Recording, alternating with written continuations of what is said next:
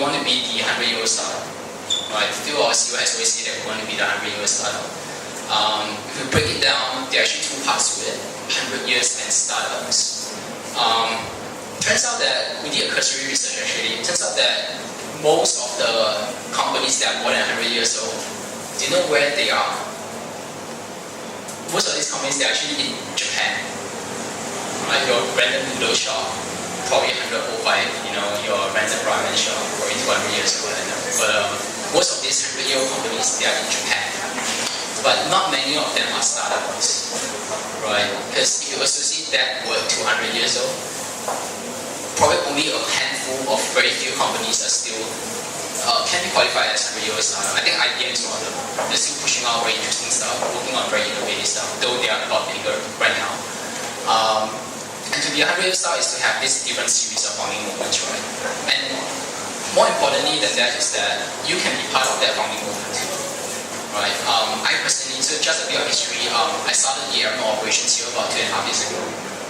For the first 9 months, it was just me here in Singapore, managing Southeast Asia. And today we're a team of 5, 6, going on 7 hopefully. So having that founder mentality is very important to be able to be entrepreneurial, to push an envelope, to be innovative. So if you're not a founder, have that founder mentality rather, right? So yeah, that's the message. Yeah. So my question was basically, how do you make the kind of vision of it? How do you act as like a founder? And also, does this apply to the other employees? And if so, how do you enable that founder mentality and mindset? And so like I said, it's a two-fold question. Like, how do you act as a founder when you're not the boss? And the second question is how do you enable your team, your employees, your staff to have the same founder mentality as well? So first question, I think it's very important to, even if you're in a big company, think about it, there are different risks that you need to take to advise people, whether big or small, right? I think it's about taking calculated risks. Whether you are in a corporate MNC or you're your own boss, whether you're a startup, and how comfortable you are doing that, right? What's the motivation of you doing that, right? Say if you're a VP in, say, Samsung, right? Tomorrow I want to launch a Wi-Fi enabled fridge. Will I be fired for this? I probably spent like 30 years to be a VP at Samsung, right? I might be fired for this. So that's risk-taking behavior. But it helps. But if it works, right, it pushes the company forward. It helps create new businesses. It helps create new business units.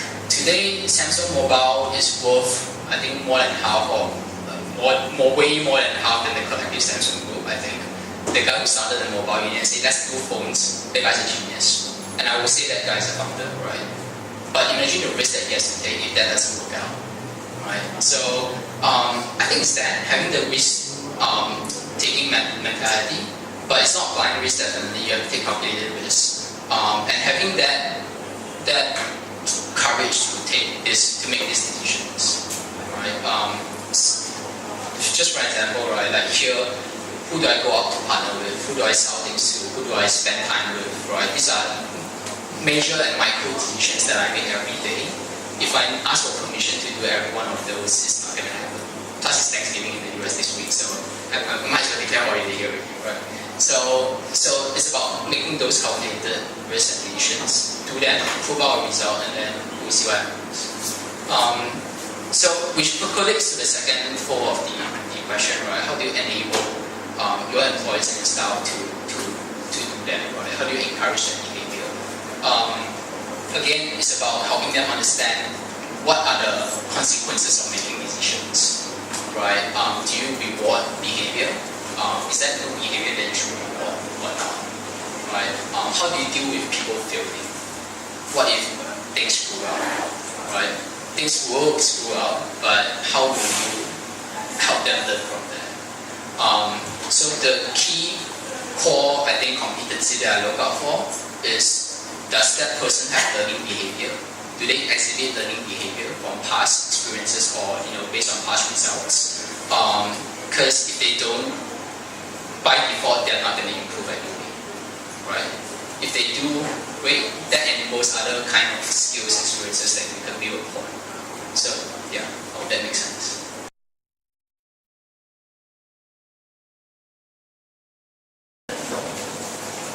Okay, let me just like shift gears a bit, right?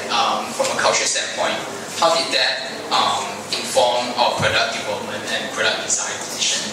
The genesis of Evernote is we started from, let's say, consumer productivity from Evernote, right?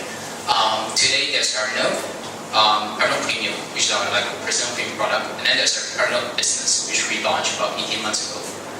Evernote Business is like, as the name suggests, it's meant for businesses, right? How do we get from there to Evernote Business? Well, the reason is this, right? We've been growing. Today we have about 11 offices around the world.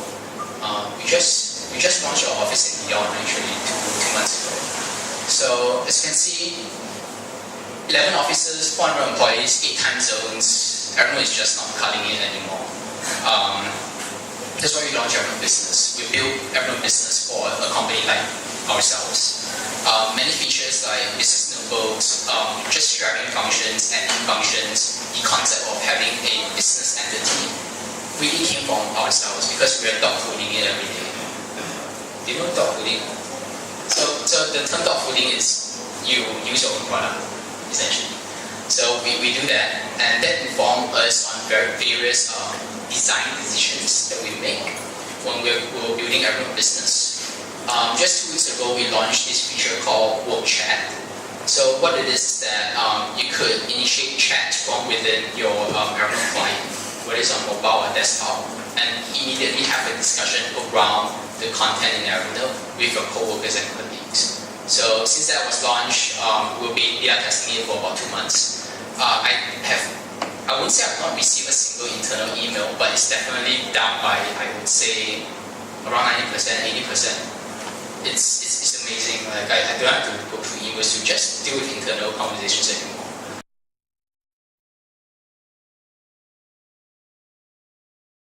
And also, it's kind of like it's part of our company culture.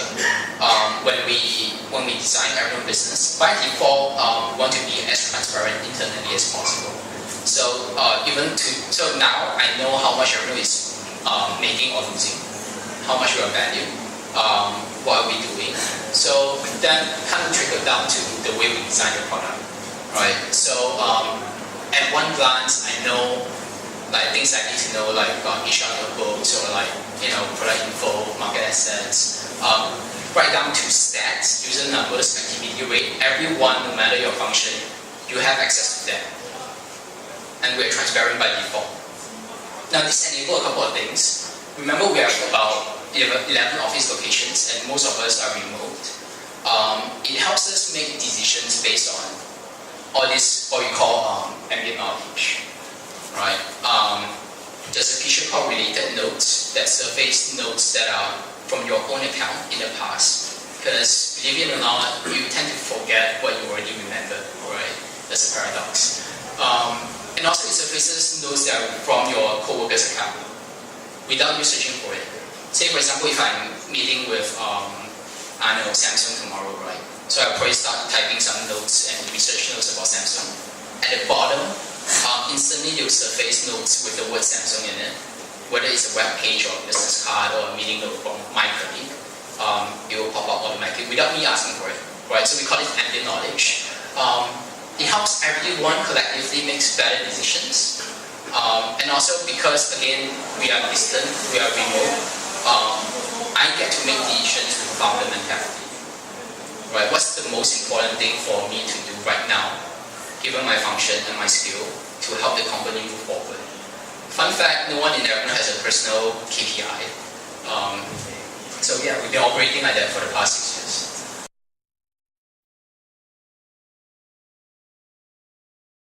But of course, there's unlimited upside to that because you give your employees permission to do great work, to be awesome. But the downside is that what if there's security breach? What if there's someone being an asshole? So unofficially, when we hire, we have what we call no asshole rule. Phil probably say this better than I do, but basically the test is that if you look around your office, right? No, you don't have to quantify it. You can point to that person and say, actually, that's an asshole. right? Like based on your interaction, the way he behaves, the way he talks in meetings, the way he just does things, you know who are the assholes in the office, right? And we don't want those kind of person in the workplace. It's a bit harder to tell during interview processes, but from a cultural standpoint, this is very, very crucial to the growth of the company. And I'm not saying that you hire a person that's similar to you, but you want to hire people that will contribute, be positive, and generally just not an asshole, right? And you want to trust these people, right? That's why we move very, very slowly. We're still just about 100 people. Yeah. I'd like to know more about your no asshole. In a company, how do you prevent it becoming a clique that thinks everyone's an asshole? And I've seen companies start to reject every other newcomer just because they have formed a culture or have got so used to each other that they think everyone is a very elitist kind of culture. Yeah, and how do you quantify an asshole? And how do you deal with it legally? Because you can't dismiss an employee and tell your lawyer, oh, because he was an asshole. Yeah, that's a great one. Of course, formally, there's no such HR policy. I cannot tell you that. That's against HR policy anyway. But that's a rule of thumb, right? What's interesting to know is this: 400 employees throughout the world. Everyone is an Evernote fan. And literally everyone. They have either attended an Evernote event, or they have thought about Evernote. They've written about Evernote. They have organized meetups themselves. I used to do meetups in Singapore before I was with Evernote. That in itself is actually a very interesting litmus test whether you will be a good fit with the company or not, right? So the nuances that is very hard to explain. Very subtle but important thing is that we all have a passion for the brand and service, and that was proven by you talking about it, organizing meetups, being active in engaging with the Evernote community. That led you to joining the company. Yeah, that's what it is. But of course, you have to be able. Like, if I want to apply to be an Android programmer, I probably wouldn't make it because I can't code nuts. Of course, you have to have the relevant skill sets and experiences to be able to think structurally. But culturally, that's kind of like the parameter we look at. As for dismissals, usually it's really on the grounds of workplace violations, right? Like unique user information or what have you. It's never about, oh yeah, he's an asshole, so I have to fire him. We will go through the informal HR process, where there are lacks of judgment or responsibilities or what have you, like very material things. Yeah, that's what it is. Question. Yeah. How do you deal with the assholes? We get rid of them as soon as we can. Is that assholic too? No. So asshole. Let me just explain this a bit. Elaborate on this a bit. They are not bad people, right? Assholes are not bad people. Just that it might be because they are at the wrong place at the wrong time, given their skill sets and experiences. Once you detect that, you really want to get rid of them as soon as you can. And it's good for both sides too, because he's at the wrong place at the wrong time anyway. Right? The longer he or she stays in the position, it brings morale down for collectively everyone around it. It's actually bad for the company, right? So especially if you are so small, that effects it multiplies. The impact is higher. So yeah. Yes, I saw some hands here. A lot of people there are founders and owners. Do you guys have any plans to partner with other startups? Yeah, always. Yeah, always. I will touch on. So the way I personally look at partnership is that it doesn't matter what's the scale of the company, it doesn't matter how big or small. I think the fundamental thing that has to happen is your goals have to be aligned, right? If you want to do something at the right time, and you find that you could find a match at that exact moment with the right person, then it will happen, right? So I'm going to talk about this later. So yeah, maybe that will make more sense to you. Yeah.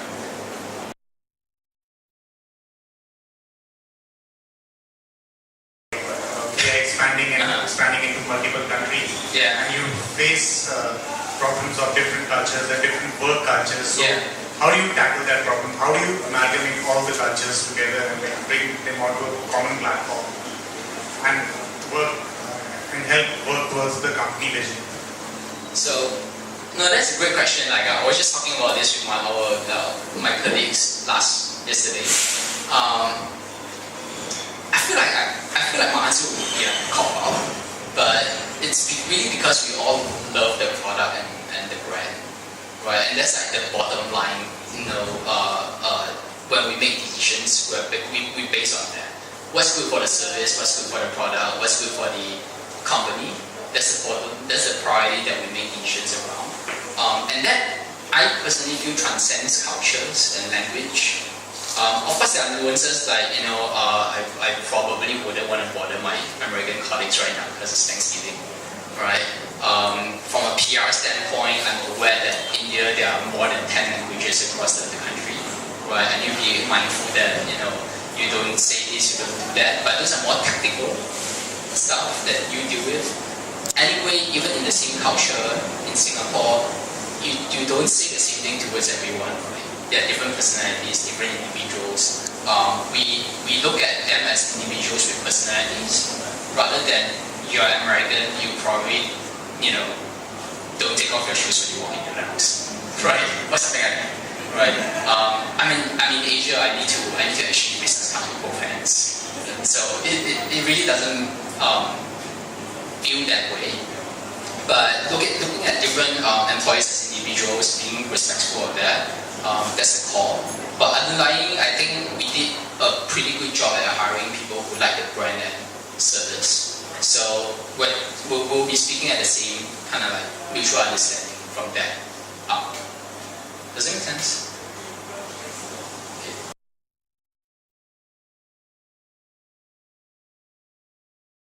Because our early strategy was that we will support any major platform that announces, so we built a iOS version for the iPhone. And as we imagined back then, App Store 1.0, there are no productivity ads. So, and if you really put in a half-ass job in building a good quality iOS app, you probably will be featured by Apple, right? So, and we did exactly that. And that was really, really, really helpful towards our growth.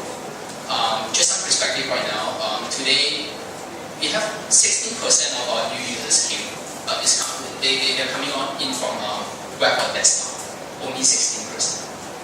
The rest, as we mentioned, they are from Android, they are from iPhone. Of course, very good reach across different countries, but we're really fortunate that we made that call. And since then, the strategy has always been let's launch a new version with every new device and new platform. Of course, it's very expensive to do that. So that's why in the early days, there's virtually no marketing from Evernote. You don't buy advertisement. There's no SEO. You don't do paid search because you can't afford it, right? But accompanying that strategy came with great PR effect. So we launched with Android. We were one of the launch partners with Google Glass. So there's a version of Evernote for that too. Samsung Gear will be shipping. So yeah, that's great. Just quick numbers if you're interested. About 35% of our users, 36% of our users are from Asia Pacific. And that number is only going to continue to grow. So yeah, and this is interesting. So direct downloads refer to things like App Store, Google Play, the website. Only about 14% of users came from partners like Samsung or Sony or what have you. This is the reason why I think we spend so little on marketing, is because very early on we created a free version of Evernote. People use it, people talk about it, people blog very quickly it became a word of mouth engine that helped us grow very organically. That's why we really didn't spend too much on advertising. Another reason we didn't really spend much on advertising was because we didn't know how to. We couldn't calculate the lifetime value very effectively and all that. Right now we're experimenting with some of that, but predominantly most of our users are still referrals and whatever now. This is interesting. So remember I talked about fridge. So last year CES, Samsung demoed a Wi-Fi enabled fridge with a built-in tablet that has Evernote in it. It's pretty cool actually, and you could find recipes and and all that. It didn't make it to the market, obviously, but it got us a very, very good PR coverage, and we built this with them. We know that it's probably not going to be quite a ton of users, but hey, like the media talked about it, like we had to create it. And beyond that, we are preloaded on all Samsung devices. So you mentioned about like partnering with companies, right? And also like the shift in our growth strategies. This is a growth strategy, right? One way that we help. So it really depends on what kind of value proposition we brought to the table. FYI, it took us about 2 years to get the deal done with Samsung. What's more interesting is that we end up hiring the guy who negotiated against us at Samsung to negotiate with Samsung to get the thing done. And of course it's not good. So yeah, it took us a long time. But the effort was well worth it. 60-70% of our new users from partners are from Samsung today. Which is great, it's fantastic. So again, coming back to partnering with startups or different companies in general, right? It ultimately depends on what fundamentally your value proposition that is to the partner. For this instance, like Samsung, they're an Android device maker, they want to differentiate themselves in the marketplace. So, and our ask to be preloaded and being marketed with these devices. How's it different from any other Android device, right? What we did was that created unique functionalities that Samsung has with Evernote that none other Android players have. For instance, if you're an Evernote user, your Evernote contents, you can enable it to be synced with Evernote, and through Evernote it's available for your devices. And Evernote users, you get, I'm not sure if the promotion is still available, but at that time you get additional capacity. So create these unique propositions that your partner could utilize also. That helps you aligning goals and getting the partnership done, right? And then the rest is just execution and marketing.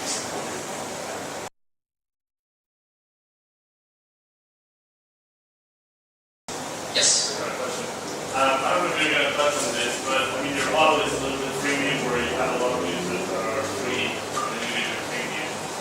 Can you talk a little bit about your percentages of free versus paid users, maybe a little bit of your conversion rate, what you have done to take a free user to actually get to paid? Very cool. So two questions really, like freemium business model, what's the breakdown, stuff like that. Short answer, I can't comment. I can talk with you about it. So the way we think about it is not like out of 100% of users, how many premium users we have. And the reason is this. So we found out that the longer a user is with the service, number one, and number two is active with using the service, the probability of him or her converting to a premium user becomes way higher. So we do what we call cohort analysis based on the age of the users. Cohort analysis. So it goes something like this: like year 0, if you're a new every user, the chances of you paying us is like 0.5%. It's super low. But if you stay with us on year 3, 4, 5, on year 5 it goes as high as 30%. If you stay or if you are active. So which means that the role of marketing is not to sell. The role of marketing is really to encourage you to stay, right, and be active. again, it goes back to the word of mouth, right? How do we enable, the word marketing then becomes how do we enable the word of mouth engine, right? So, specific examples, you have a great user story, great, I'll write it down, I'll put it up to the blog. Help me share it, right? You wrote a great blog post, okay, can I talk about it at the next meetup that we organize? So we do lots of things like this to really enable the word of mouth engine and how we go organically from there. There are a couple of PR, like media coverage, pictures and all that. It's really, really helpful that way. Yeah. So just with respect to the app alone, so when I say app, I mean like desktop, Apple, Yeah. just the app. Which is more important to you at this point, active users or paying users? Good question. To us, it's more about keeping the users active because the business model has already proven out that further down the line, once they are active, they will pay anyway. And here's a very interesting thing that Phil said. He said something like this: like every one of us, we like to buy stuff. Who's going to Sci-Tech tomorrow? Right? We have to buy stuff. What we hate is being sold to, right? If you like something, you actually will pay money for it. I don't mind, right? What I hate is getting a call in the middle of the day, say, can I have about 5 minutes of time? And then some girl speaking some random Chinese, answer. We hate that experience, right? So how do we create a product experience that people would love to pay money for? I think that's the bottom line. Yeah, I think that's what we are building towards.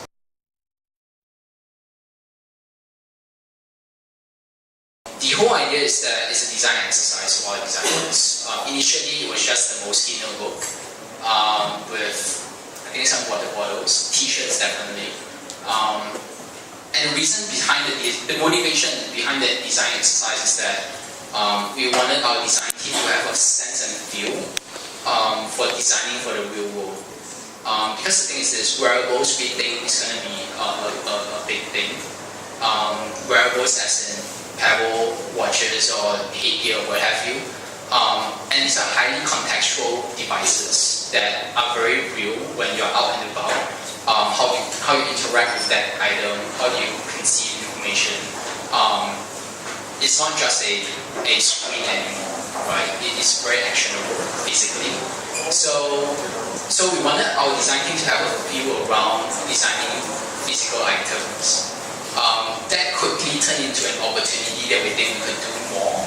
So by extension of that branding, so you guys know Nike, right?